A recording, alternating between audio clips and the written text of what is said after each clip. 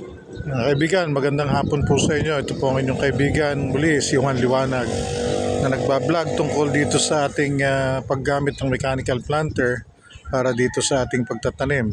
So yan po yung natitira pang punla natin na nakalagay sa tray. At ito po yung natamna na so far.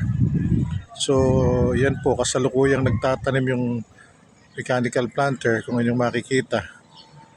So nagumpisa po sila kanina makapananghali.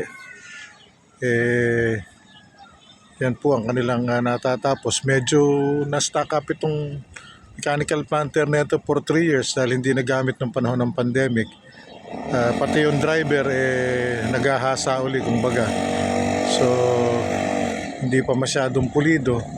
Pero at least nakikita natin na mas madali-dali yung trabaho na kanyang ginagawa ngayon kumpara sa backbreaking work na talagang maghapong nakayuko at tumutundos yung mga manananim.